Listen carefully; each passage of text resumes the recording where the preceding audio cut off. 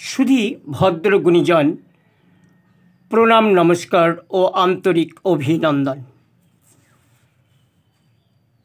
14/6/2022 সালে লেখা কিছু কথা এখানে তুলে ধরলাম।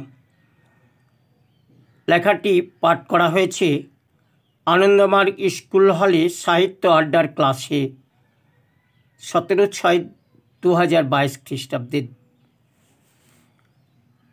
ধ্বংসের পথে আমরা মানুষ, আসুন শান্তির পথ খুঁজি। আমরা সুসভ্য সমাজে সুশিক্ষিত মানুষ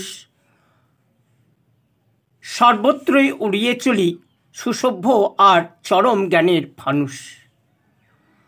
একদিকে চর্চিত নূপুর শর্মা আর অগ্নিপথ ইস্যুতে সারা ভারতবর্ষ অগ্নিগর্ভ আজ সব কিছুতে।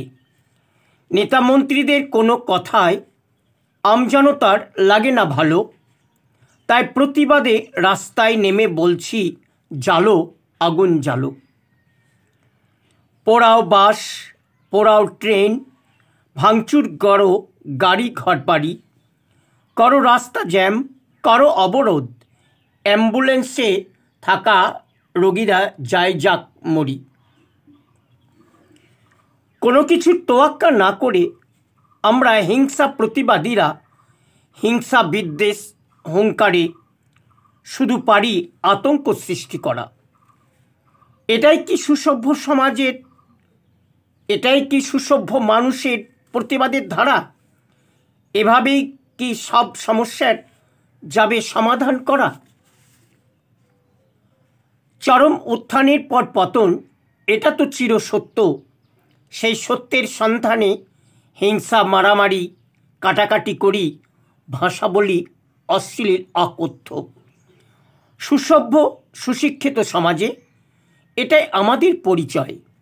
আমরা সকলেই সমান বলশালী, কোনো কিছুতে কাউকেও করি না এতটুকু ভয়। যারা হিংসার আগুন জ্বালিয়ে দেশের সম্পদ নষ্ট করি, সত্যি কি এটা দেশপ্রেম? সত্যি কি উন্নত দেশ গড়ার ভবিষ্যৎ কারিগরি?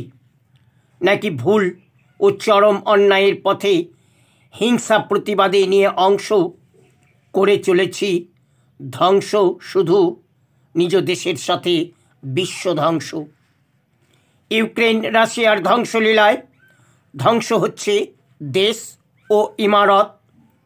ওখান থেকে বেরিয়ে আসার নেই কি কোনো শান্তশিষ্ট ভদ্র শান্তির পথ? 2024 একটু সংযোজন। বছর ধরে ধ্বংস খেলায় মেতেছে ইসরায়েল প্যালেস্তানি হামাস।